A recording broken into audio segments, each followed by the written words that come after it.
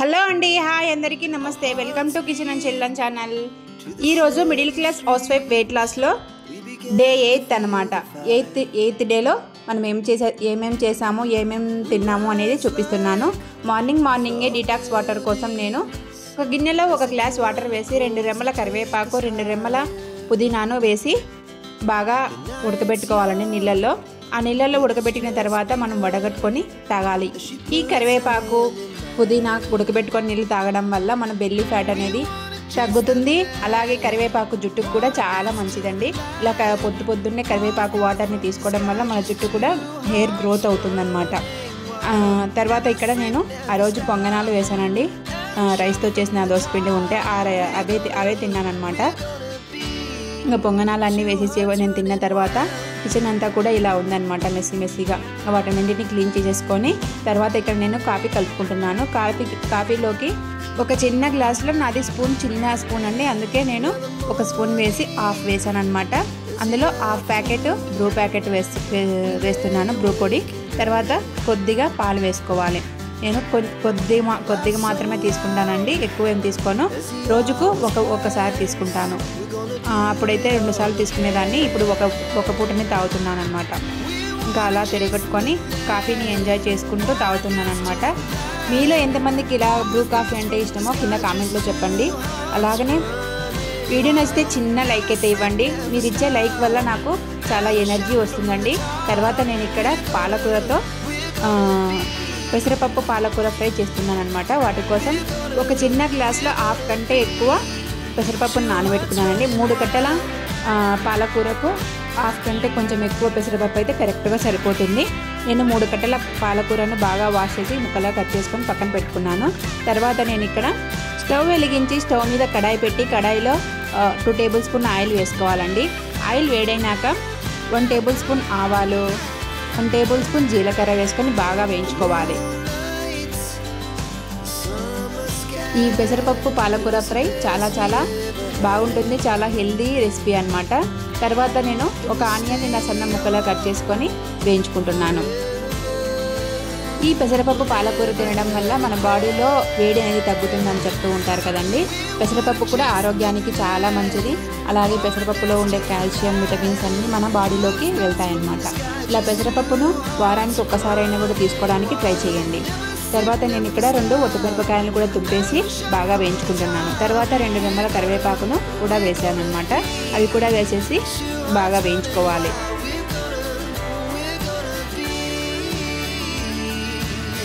చూడండి, పోపు అంతా కూడా బాగా వేగిపోయింది. తర్వాత నేను ముందుగా కట్ చేసుకున్నటువంటి పాలకూరను వేసుకుంటున్నాను.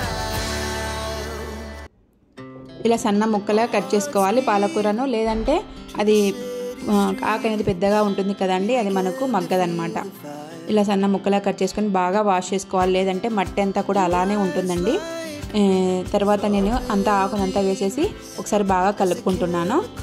ఈ పాలకూర మన హెల్త్కు చాలా మంచిదండి.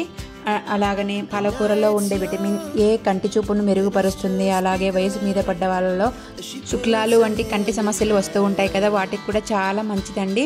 అలాగనే పాలకూరలో ఫోలిక్ ఆమ్లం, విటమిన్ ఏ, విటమిన్ సి వంటి ఖనిజాలు ఎక్కువగా ఉంటాయి. అలాగనే యాంటీ ఆక్సిడెంట్లు కూడా కలిగి ఉంటుంది. తర్వాత నేను ఇక్కడ ముందుగా నానబెట్టుకున్నటువంటి పెసరపప్పును కూడా వేస్తున్నాను అనమాట.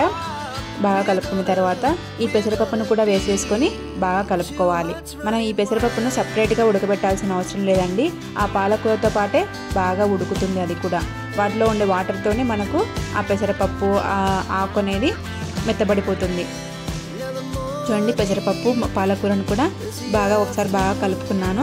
తర్వాత హాఫ్ టేబుల్ స్పూన్ పసుపును కూడా వేసుకున్నాను. ఇలా పసుపుని యాడ్ చేసుకోవడం వల్ల వాటిలో ఉండే వాటర్తో ఈ పసుపు బాగా కలిసిపోయి మనకు యాంటీ ఆక్సిడెంట్లు అనేవి ఎక్కువ అవుతాయన్నమాట. తర్వాత బాగా కలుపుకున్న తర్వాత మూత పెట్టేయాలి. అప్పుడు మనకు ఆ పాలకూర అనేది బాగా మగ్గుతుంది. చూడండి, వాటిలో ఉండే వాటర్తోనే మనకు చాలా వరకు మగ్గిపోయిందనమాట. తర్వాత నేను ఇక్కడ హాఫ్ టేబుల్ స్పూన్ సాల్ట్ని కూడా యాడ్ చేస్తున్నాను.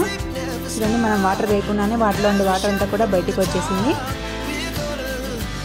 సాల్ట్ని కూడా వేసేసుకొని బాగా కలుపుకోవాలి.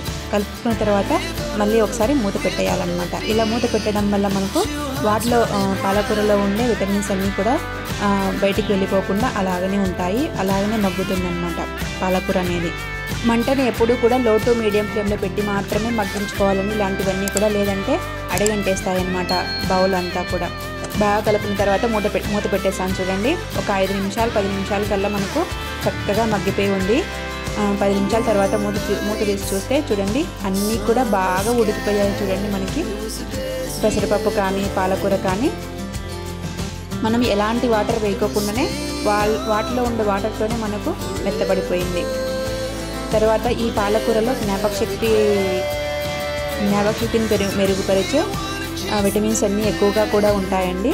తర్వాత వీటిలో విటమిన్ ఏ, విటమిన్ సితో పాటు విటమిన్ కే కూడా ఉంటుంది.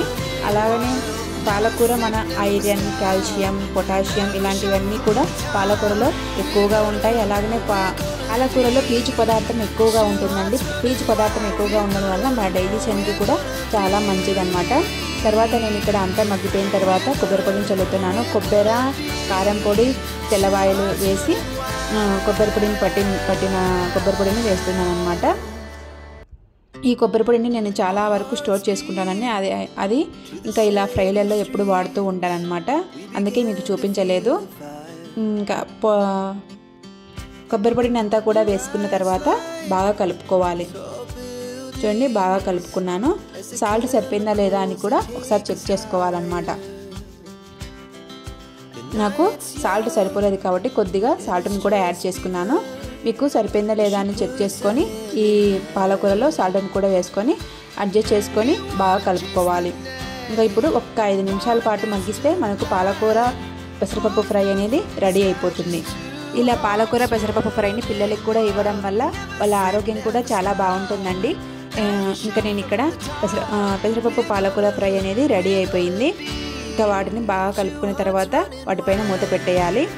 ఇలా పెసరపప్పు పాలకూరను మన వెయిట్ లాస్లో ఉన్న వాళ్ళు కూడా తీసుకుంటే చాలా మంచిదండి. అంటే మనము ఎక్కువగా ఆకుకూరలు, ఇలా పెసరపప్పు, మినపప్పు ఇలాంటివన్నీ ఎక్కువగా తీసుకోవాలి. కాబట్టి వీటిలో ఉండే కాల్షియం, ఐరన్ అనేవి మన బాడీలోకి వెళ్తాయి. మనం ఎక్కువగా తినం కదండి. కాబట్టి ఇలా పెసరపప్పు కానీ ఆకుకూరలు కానీ మనం తింటే ఇలా ఒట్టిగా మనము ఏ కారం లేకుండా పసుపు, ఉప్పు వేసుకొని తిన్నా కూడా చాలా బాగుంటుందండి. చాలా టేస్టీగా కూడా ఉంటుంది. అలాగనే మన టమ్మీ కూడా ఫుల్ అయిపోతుంది అనమాట. తర్వాత నేను ఇక్కడ గోంగూర పప్పు కూడా చేశానండి. చూడండి నేను మధ్యాహ్నం లంచ్లోకి కొద్దిగా అన్నము, పప్పు, పెసరపప్పు పాలకూరను కూడా వేసుకున్నాను. పెసరపప్పు పాలకూర ఒట్టిగానే తిన్నానండి. ఎంత బాగుందంటే అంత బాగుందన్నమాట. మనకు ఏ కారం పొడి, ఇలా నేను కొబ్బరి పొడి వేసిన కదా అది కూడా అవసరం లేదండి. పసుపు, ఉప్పు వేసుకొని చల్లుకొని ఇలా చేసుకుంటే ఇంకా అమృతంలాగా ఉంటుందండి. తర్వాత నేను ఇక్కడ లంచ్ ఫినిష్ చేస్తున్నానండి. మనం టైం టు టైం మన ఫుడ్ని తీసుకున్నామంటే మన వెయిట్ లాస్ కూడా ఈజీగా అవుతుందండి. అప్పుడే మనము మన గోల్ రీచ్ అవుతామన్నమాట, మన వెయిట్ లాస్లోని గోల్.